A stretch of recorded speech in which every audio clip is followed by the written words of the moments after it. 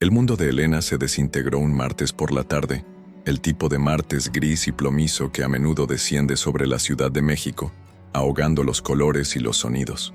Llevaba exactamente una semana viuda, 7 días de un silencio denso y antinatural en la casa que había compartido con Ricardo durante 20 años. Un silencio solo roto por las condolencias susurradas y el murmullo de sus propios pensamientos. Estaba sentada en el despacho de Ricardo, rodeada de su olor, una mezcla de sándalo, papel viejo y el café que siempre estaba bebiendo, intentando encontrar la fuerza para empezar a ordenar una vida que ya no era suya. Fue entonces cuando su teléfono vibró sobre la caoba del escritorio. Era un número desconocido. Por un instante, pensó en ignorarlo. Podría ser otro pésame bien intencionado que no tenía ganas de recibir, pero una extraña curiosidad, un presentimiento helado, la obligó a abrir el mensaje. Era un video. Al darle al play, la pantalla se llenó con el rostro de una mujer joven, de una belleza casi insolente, con unos ojos oscuros que parecían taladrarla a través del dispositivo. Estaba en un coche. La luz del atardecer le daba un brillo cobrizo a su cabello. «Elena, ¿verdad?», dijo la mujer, y su voz, aunque suave, estaba cargada de un filo acerado. «Me imagino que no sabes quién soy». Hizo una pausa dramática, una sonrisa torcida jugando en sus labios. «Soy Sofía, la mujer que realmente amó a Ricardo». A Elena se le cortó la respiración. El aire en sus pulmones se convirtió en vidrio molido. Ricardo, su Ricardo, el hombre cuya mano había sostenido mientras daba su último suspiro, el hombre cuyos secretos creía conocer como las líneas de su propia palma. La mujer del video, ajena al cataclismo que sus palabras estaban provocando, continuó con una calma cruel. «Sé que su testamento te nombra a ti, su impecable y devota esposa. Te dejó todo, su imperio, su fortuna. Pero hay algo que él y yo creamos juntos, algo que te pertenece a ti tanto como a mí. Algo no, alguien». El nudo en la garganta de Elena era tan apretado que apenas podía tragar. «Ricardo y yo tuvimos un hijo, y ahora que él no está, quiero lo que es nuestro por derecho. Piénsalo bien, Elena. No me subestimes. Te buscaré». El video se cortó, abruptamente, dejando a Elena en un silencio más profundo y aterrador que el de la propia muerte. El teléfono se resbaló de sus dedos y cayó sobre la alfombra persa con un ruido sordo. No lo recogió. Se quedó mirando el punto donde había estado el rostro de Sofía, mientras el eco de una palabra rebotaba en las paredes de su cráneo, demoliendo cada recuerdo feliz, cada certeza, cada pilar de su existencia. Hijo, 20 años, 240 meses, 7.300 días. Ese era el tiempo que había estado casada con Ricardo. Juntos, partiendo de un pequeño local de comida corrida en la colonia Roma, habían levantado Sabores de México, una cadena de restaurantes que se había convertido en un referente de la gastronomía nacional.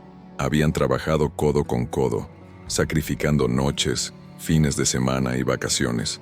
Habían compartido sueños, miedos y una tristeza silenciosa y profunda que se había acomodado en el centro de su matrimonio, la incapacidad de tener hijos. Lo habían intentado todo: tratamientos, médicos, promesas a santos de los que ni siquiera eran devotos. Finalmente, se habían resignado, llenando ese vacío con más trabajo, con viajes, con un amor maduro y tranquilo. O eso creía ella. ¿Un hijo? ¿Ricardo tenía un hijo con esa mujer? La duda se instaló en su corazón no como una serpiente, sino como un ácido que lo corroía todo desde dentro. Se levantó, moviéndose como una autómata, y comenzó a registrar el despacho.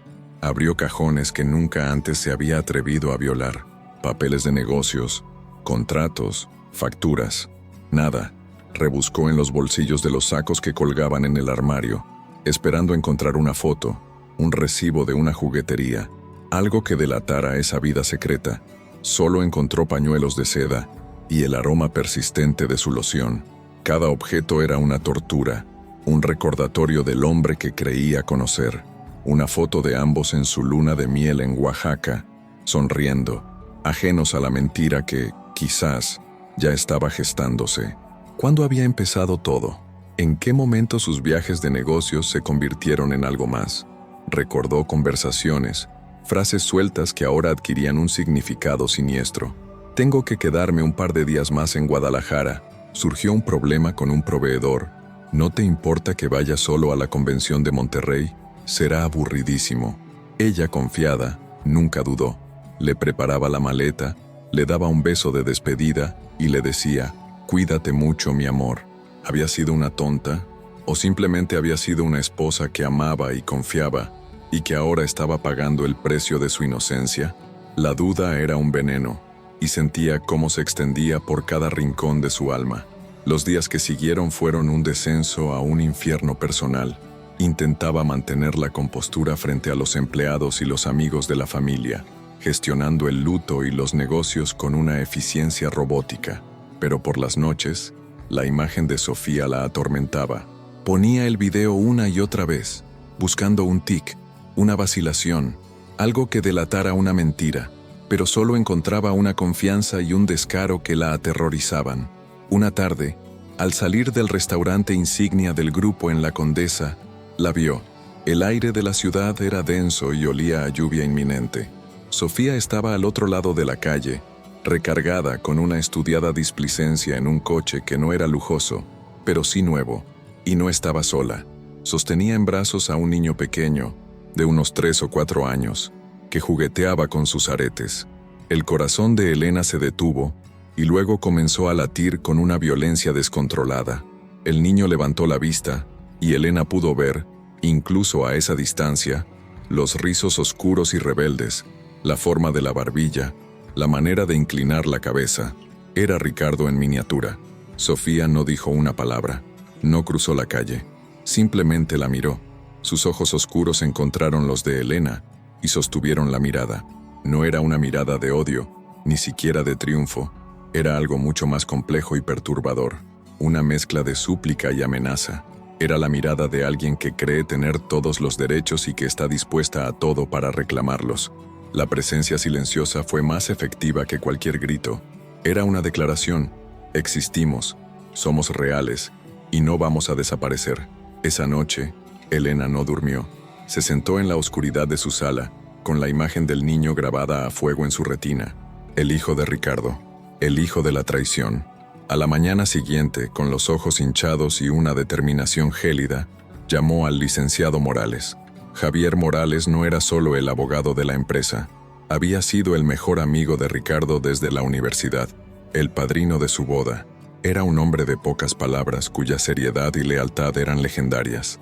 Se reunieron en su despacho, un lugar austero lleno de libros de leyes y el olor a café fuerte.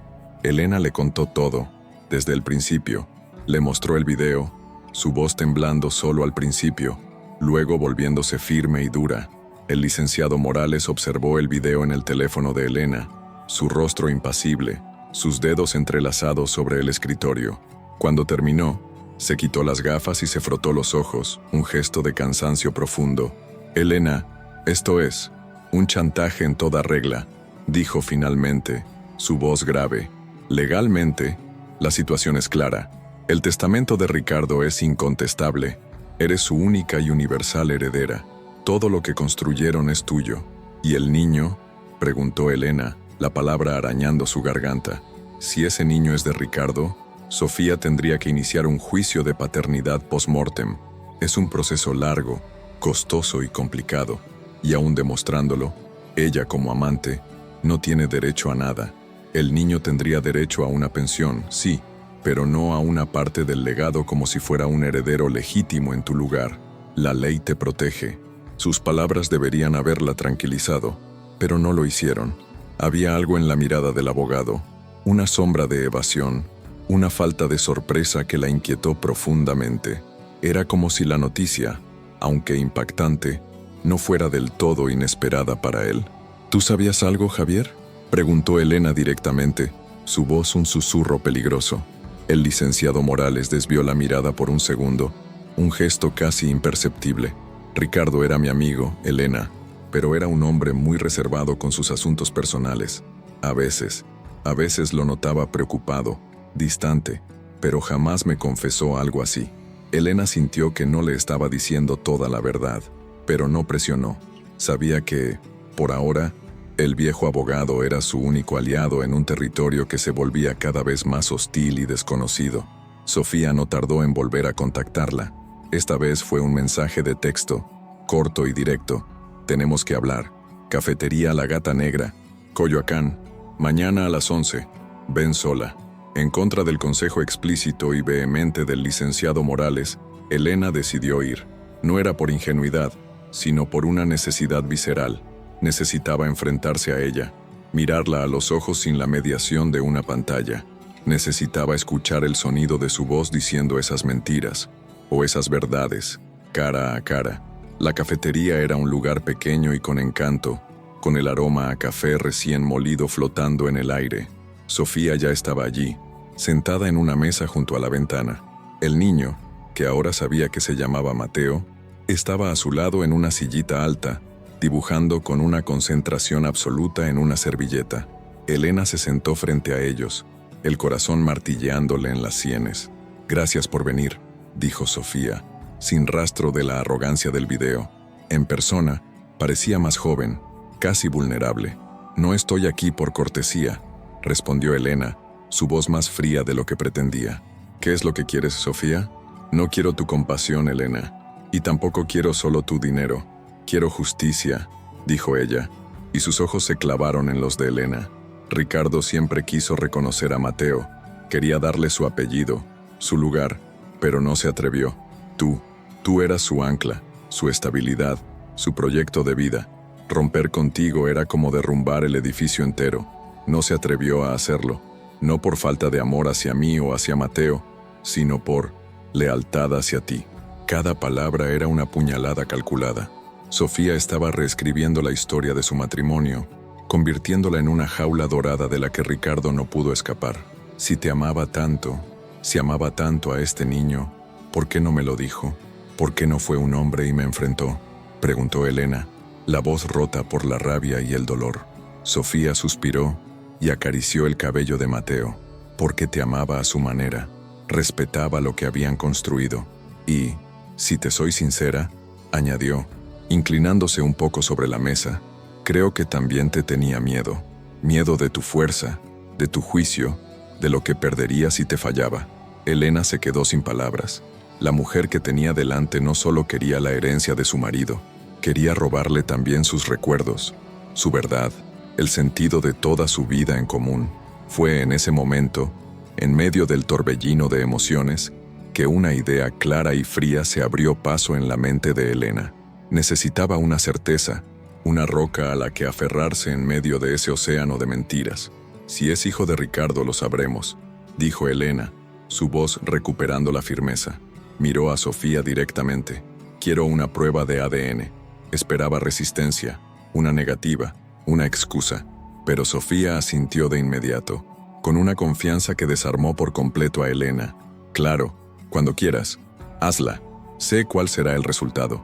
Y cuando lo sepas, cuando tengas en tus manos la prueba irrefutable de que Mateo es la sangre de tu marido, sabrás que no miento sobre nada más. El acuerdo se selló con una frialdad casi quirúrgica. Concertaron la cita en un laboratorio privado para la semana siguiente. La espera se cernía sobre Elena como una condena. Cada día era una tortura, una oscilación violenta entre la esperanza de que todo fuera una farsa cruel y el terror paralizante de que fuera verdad. Mientras los días pasaban con una lentitud exasperante, Elena se convirtió en una arqueóloga de su propio pasado, excavando en las ruinas de su matrimonio en busca de pistas que había ignorado. Se sumergió en álbumes de fotos, en cajas de recuerdos, en los rincones polvorientos de la memoria. Un viaje a la Riviera Maya para una conferencia de restauranteros. Ricardo había insistido en ir solo.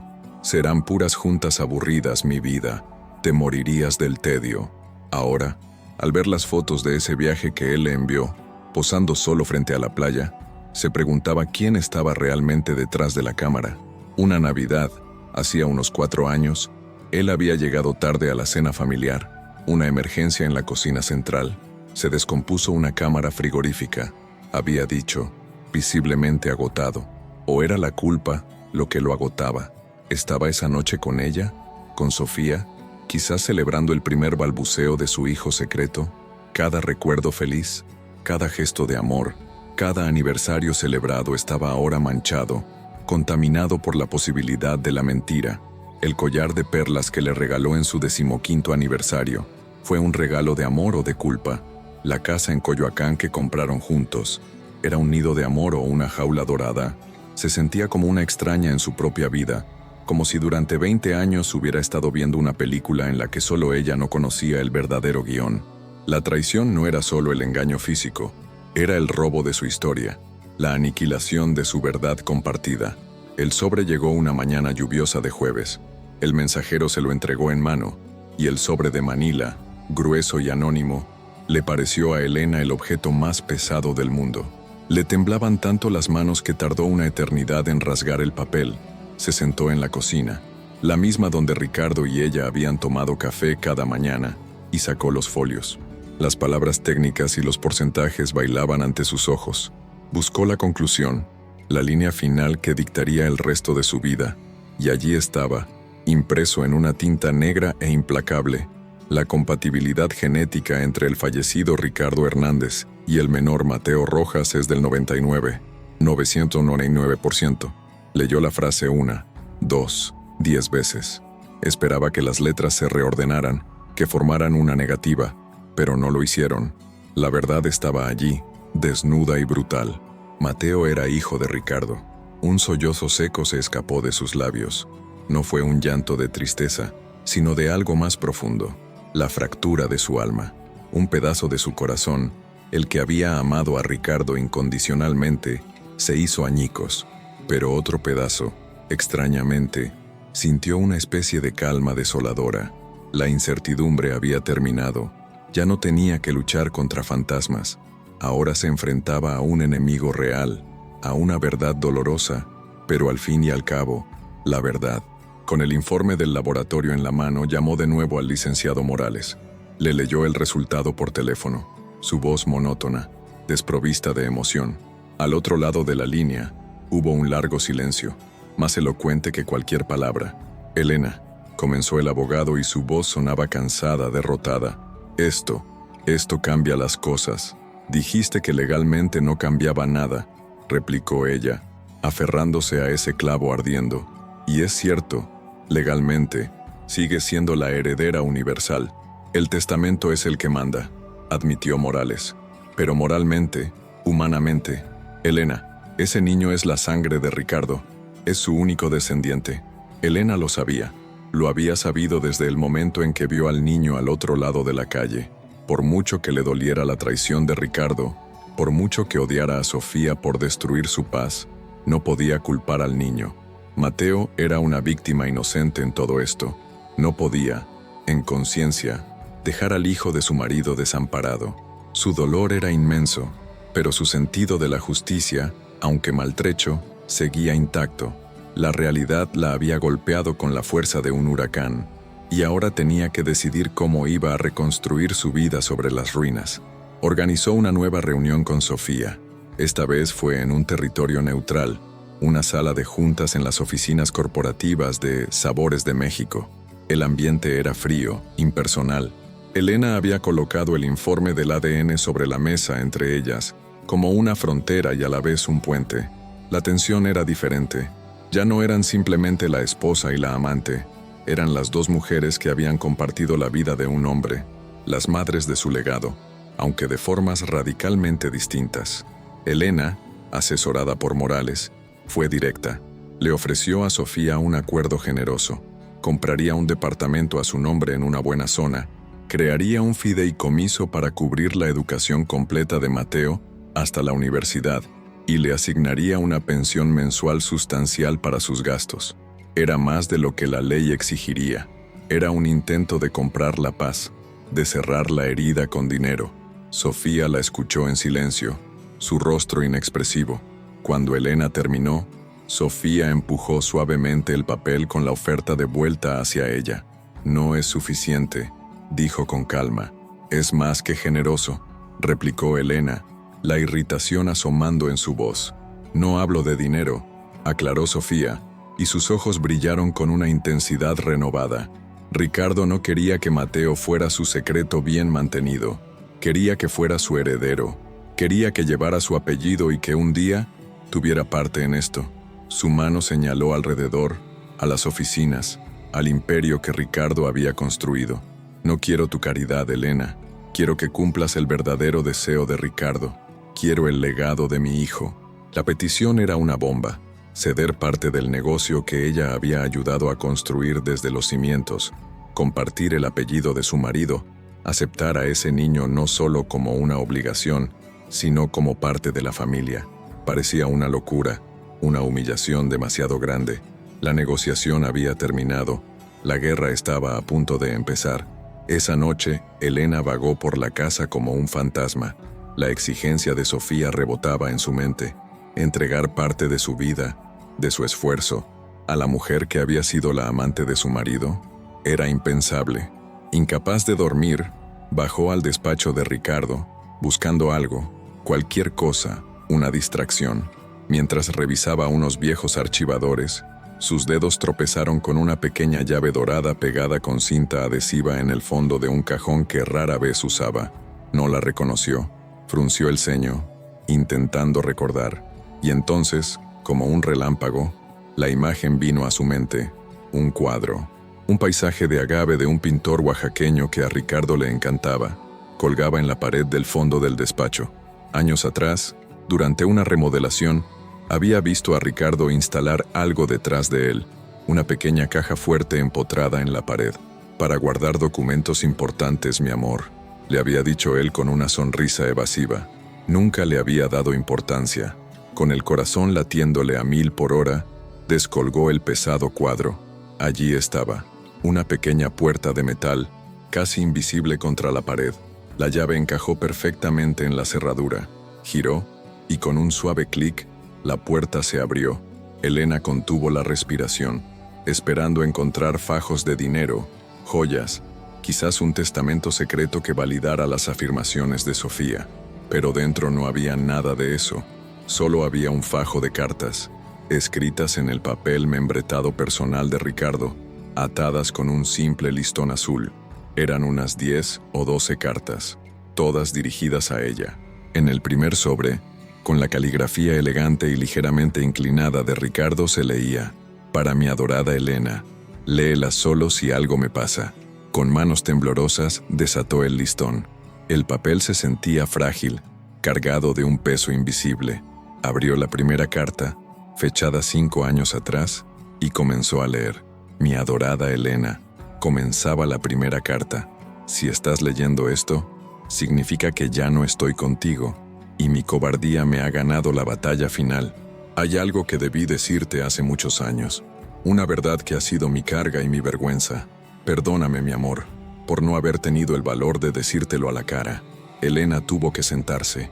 Las palabras de Ricardo saltaban de la página, contando una historia que pulverizaba la realidad que ella conocía.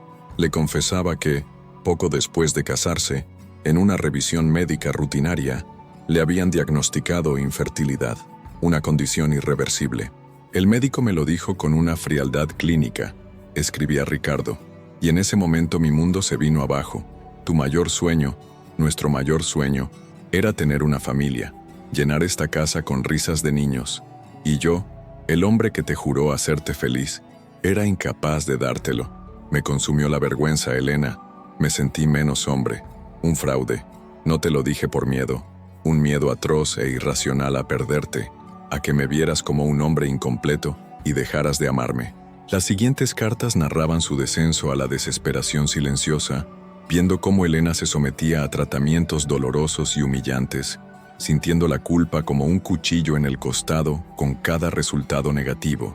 Y entonces, cuando estaba a punto de rendirse, surgió el plan. Un plan desesperado, loco, nacido del amor y del miedo. Conocía a una mujer, Elena, una buena mujer, joven, madre soltera, luchando para sacar adelante a su familia. «Su nombre es Sofía», escribió Ricardo, y Elena sintió que el suelo se abría bajo sus pies. «No fue un romance, mi amor, te lo juro por mi vida. Fue un trato, un acuerdo desesperado. Le propuse algo que cambiaría nuestras vidas. Ella nos daría un hijo que sería biológicamente mío, pero que nacería para ser tuyo, nuestro hijo. A cambio, Yo le aseguraría un futuro a ella y a su familia. La sacaría de sus problemas económicos para siempre. Fue nuestro secreto. Lo hice por ti, Elena. Lo hice por nosotros, para que tuvieras la familia que tanto anhelabas, la que yo no podía darte de otra manera. Elena dejó caer las cartas sobre el escritorio. El aire le faltaba.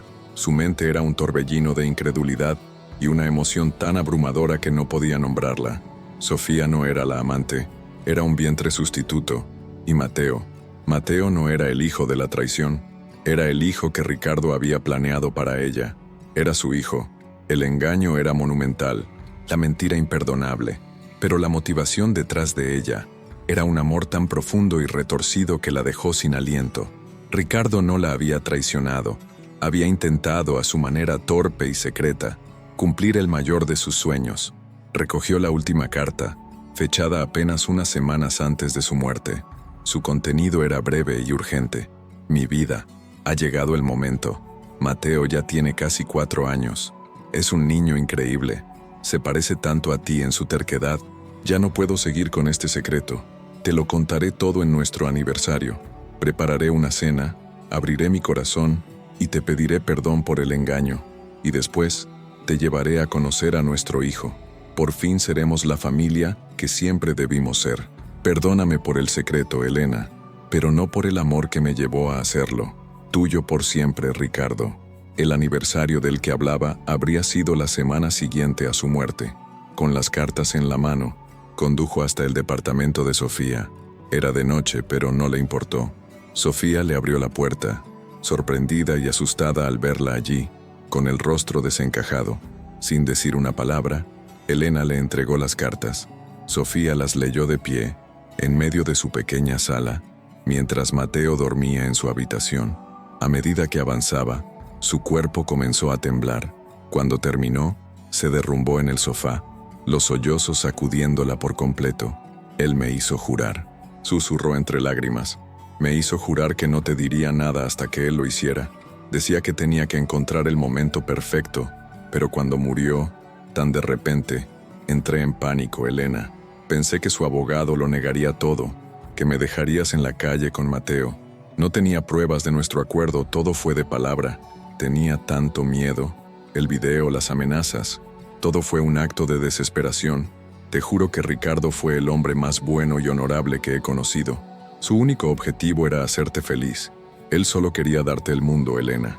Elena se sentó a su lado, y por primera vez vio a Sofía no como una rival, sino como otra víctima de las circunstancias.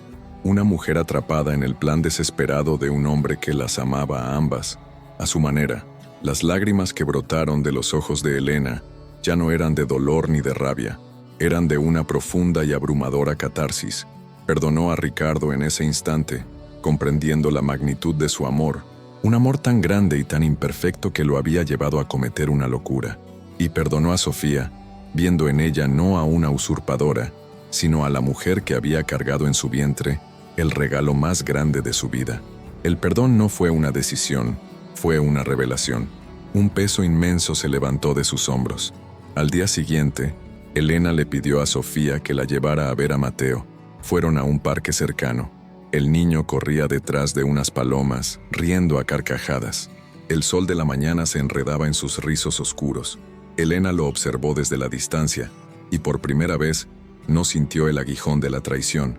Vio a un niño, su niño.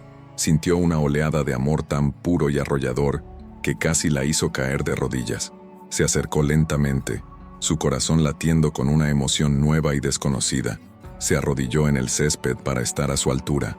«Hola, Mateo», dijo con la voz suave. El niño dejó de correr y la miró con sus grandes ojos oscuros, los ojos de Ricardo. No había miedo en su mirada, solo curiosidad infantil.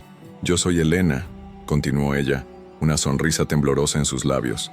«Y creo que tú y yo vamos a ser una gran familia». Mateo inclinó la cabeza, procesando sus palabras, y entonces le dedicó una sonrisa radiante, una sonrisa que iluminó todo su mundo y llenó todos los vacíos de su corazón.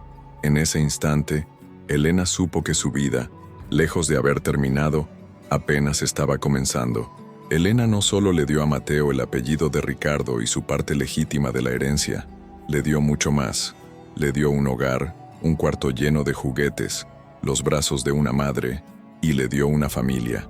Sofía, inmensamente agradecida y arrepentida de su agresividad inicial, no desapareció. Se convirtió en una parte esencial de sus vidas. La tía Sophie, la que lo consentía con dulces, la que contaba los mejores cuentos, la que formaba, junto a Elena, un frente unido de amor incondicional para ese niño. Los restaurantes Sabores de México florecieron más que nunca, impulsados por la nueva energía de Elena. Ya no trabajaba para llenar un vacío, sino para construir un futuro, un legado para su hijo. Descubrió que tenía un talento innato para los negocios, una visión que incluso Ricardo no había tenido. La herencia de Ricardo, al final, no habían sido los restaurantes, ni el dinero en el banco. La verdadera herencia era Mateo, la prueba viviente de un amor tan desesperado como profundo. Y Elena, la mujer que creyó haberlo perdido todo, se dio cuenta de que no había perdido a su marido, había ganado un hijo, y cada vez que miraba los ojos de ese niño, veía el amor de Ricardo, no como un recuerdo doloroso, sino como una promesa de futuro que, finalmente, se había cumplido. Epílogo: el jardín que heredamos. 20 años después, el sol de la tarde caía a plomo sobre el jardín, un oasis de bugambillas y jacarandas en el corazón de Coyoacán.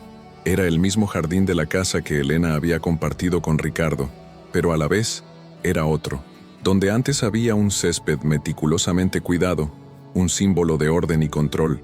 Ahora crecían flores silvestres entre las rosas, y una pequeña huerta de hierbas aromáticas desprendía un perfume a menta y romero.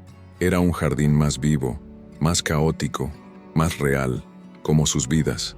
Elena, con hebras plateadas adornando su cabello oscuro y unas finas arrugas de expresión alrededor de sus ojos, observaba la escena desde la terraza. Sostenía una copa de vino tinto, pero no bebía. Simplemente la sentía en su mano, un ancla en el mar de sus pensamientos.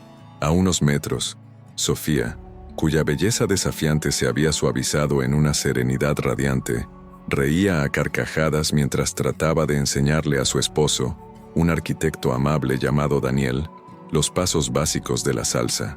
Habían celebrado su 10º aniversario el mes pasado, y en el centro de todo, como siempre, estaba Mateo. A sus 24 años, era la viva imagen de Ricardo, pero con una diferencia fundamental en la mirada. Donde Ricardo tenía una intensidad febril, una perpetua búsqueda, Mateo poseía una calma profunda, una seguridad que parecía nacer del conocimiento de quién era y de dónde venía. Acababa de regresar a México tras terminar una maestría en Administración de Empresas y Gastronomía en Nueva York, y esa noche, la familia se reunía para celebrar no solo su regreso, sino la decisión que marcaría el futuro de todos. Mateo se acercó a Elena, le dio un beso en la frente y se sentó a su lado, siguiendo su mirada hacia el jardín.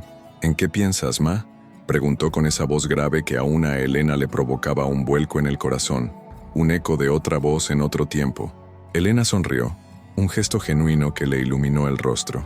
Pensaba en lo mucho que ha cambiado este jardín, y en lo mucho que hemos cambiado con él. Para bien, afirmó Mateo tomando su mano. Siempre para bien, contestó ella apretando sus dedos. Pero el camino hacia ese bien había sido largo, sinuoso, y a veces, doloroso. La revelación contenida en las cartas de Ricardo no fue un final, sino un cataclismo que dio origen a un nuevo mundo. Los primeros años fueron un ejercicio constante de equilibrio y construcción.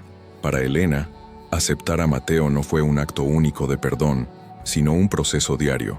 Cada vez que el niño la llamaba mamá, una parte de ella sanaba, pero otra, más pequeña y oscura, recordaba que ese título le llegaba a través de un secreto. Tuvo que aprender a ser madre sin haber gestado, a amar al hijo de un plan del que fue excluida. Su terapia no fue en un diván, sino en las noches en vela consolando fiebres, en los aplausos en los festivales escolares, en la feroz protección que sentía cuando cualquier niño en el parque lo hacía llorar. Se dio cuenta de que la maternidad no era un evento biológico, sino una decisión inquebrantable que se toma cada mañana al despertar. Para Sofía, la transición fue quizás aún más compleja. Pasó de ser la figura antagónica, la usurpadora, a ser tía Sophie, una presencia constante pero secundaria en la vida del hijo que había parido. El acuerdo económico que Elena insistió en mantener le dio la libertad de estudiar diseño de interiores, de montar su propio estudio y, eventually, de enamorarse de un hombre que la amaba por ser ella, no por ser parte de un arreglo complejo. Pero hubo noches, como le confesó a Elena, años más tarde entre copas de vino y lágrimas, en las que veía a Mateo abrazar a Elena y sentía un vacío fantasmal, el eco de una conexión que había cedido por un bien mayor. Su generosidad y su sacrificio fueron silenciosos, pero no por ello menos heroicos. Elena se aseguró de que Mateo nunca olvidara que tenía la suerte de tener el amor de dos madres. Pero el verdadero epicentro de esta nueva geografía familiar era Mateo. Crecer con una historia de origen tan única lo forjó de una manera particular. Elena y Sofía tomaron la decisión de contarle la verdad gradualmente, adaptándola a su edad. Le hablaron de Ricardo, su padre, como un hombre que lo amó tanto que movió el mundo para traerlo a sus vidas. Le hablaron de Sofía como la mujer valiente que le dio el regalo de la vida, y le hablaron de Elena como la madre que lo eligió, que lo adoptó no en un papel, sino en cada fibra de su ser. Aún así, la adolescencia fue un campo de minas. En la escuela, cuando se hablaba de árboles genealógicos, el suyo era un bosque entero. Sintió el peso de ser el hijo del secreto, el producto de un amor desesperado. Hubo un tiempo en que se rebeló, en que le reprochó a Elena el no haber sabido nada, en que sintió que su existencia era el símbolo de una mentira. Fue durante esa época turbulenta, a sus 16 años, que Elena tomó una decisión. Lo llevó al despacho de Ricardo, que se mantenía casi intacto, y abrió la caja fuerte. Sacó las cartas. «Léelas», le dijo con la voz firme. «No son la historia que te contamos. Son la historia que tu padre te escribió a ti, a través de mí. Es hora de que escuches su voz». Mateo pasó toda la noche en ese despacho. Leyó y releyó las palabras de su padre, sintiendo el amor, el miedo y la desesperación que impregnaban cada línea. Por primera vez Ricardo dejó de ser una leyenda, un retrato en la sala, y se convirtió en un hombre de carne y hueso, un hombre falible que había tomado una decisión radicalmente imperfecta, pero motivada por un amor perfecto. Esa noche, Mateo no perdonó a su padre, porque entendió que no había nada que perdonar. Solo había que comprender. Salió del despacho al amanecer con los ojos hinchados y encontró a Elena dormida en un sillón frente a la puerta. La despertó con un abrazo y le dijo 3 palabras que cerraron la herida para siempre. «Gracias, mamá Elena». Desde ese día, algo cambió en él. La carga de su origen se transformó en su mayor fortaleza. Entendió que no era el resultado de una traición, sino el epicentro de un amor tan inmenso que había requerido a 3 personas para contenerlo. Y eso lo hizo sentir, no roto, sino increíblemente afortunado. Decidió estudiar administración de empresas, pero la especialización en gastronomía fue su propio toque.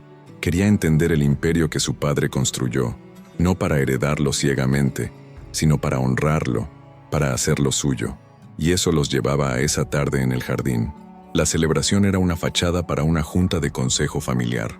El Imperio Sabores de México, que Elena había manejado con una inteligencia y una visión extraordinarias durante 2 décadas, se enfrentaba a un punto de inflexión.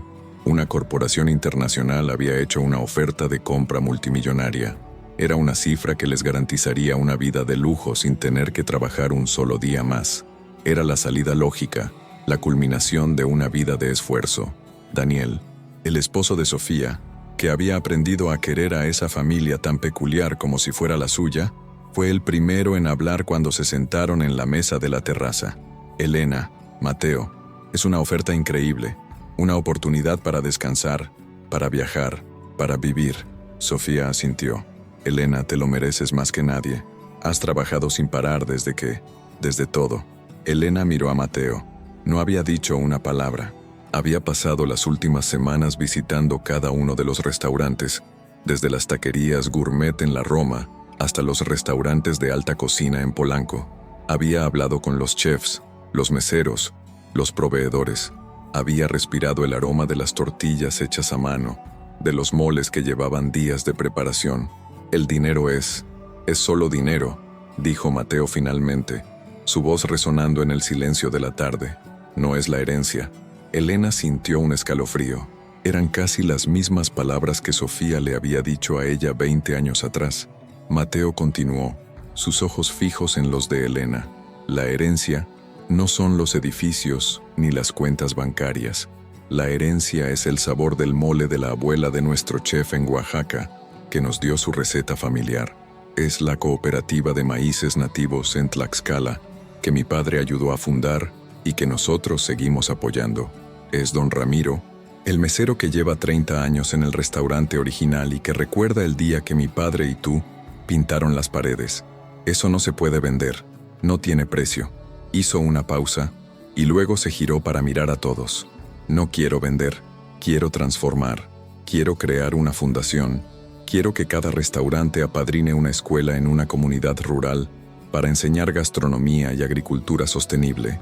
Quiero crear un programa de becas para jóvenes chefs sin recursos.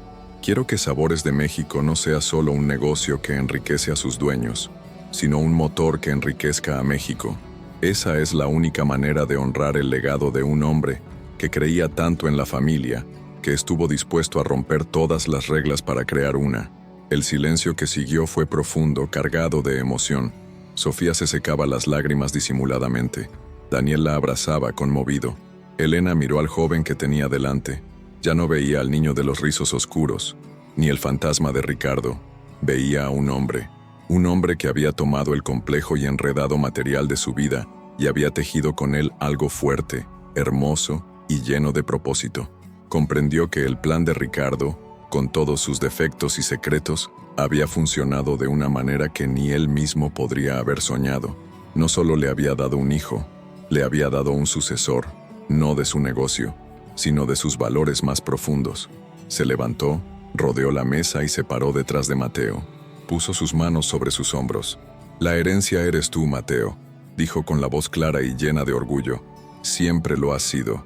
Y si esto es lo que quieres hacer con ella, entonces no hay oferta en el mundo que pueda igualarlo. Manos a la obra, director». La palabra director quedó suspendida en el aire, llena de significado. No era una abdicación, era una ascensión, era el reconocimiento de que el ciclo estaba completo. La herencia, esa palabra que había llegado a su vida en un video lleno de veneno y dolor, se había revelado por fin en su verdadera forma. No era algo que se poseía, sino algo que se cultivaba, como un jardín, uno que se recibía, a veces enredado y lleno de maleza, y se tenía la obligación y el privilegio de cuidar, podar y hacer florecer para las generaciones futuras. Esa noche, mientras las luces de la ciudad comenzaban a parpadear en la distancia, los cuatro brindaron, no por el pasado, ni siquiera por el futuro. Brindaron por ese preciso instante, por esa familia improbable y perfecta, forjada en el fuego de un secreto y cimentada en la inquebrantable fuerza de un amor que había encontrado, contra todo pronóstico, la manera de sobrevivir, de transformarse y finalmente de florecer. Y en el perfume de las jacarandas, Elena pudo sentir, por primera vez en mucho tiempo, la presencia de Ricardo, no como una ausencia dolorosa, sino como una sonrisa satisfecha en el viento. Su legado estaba a salvo.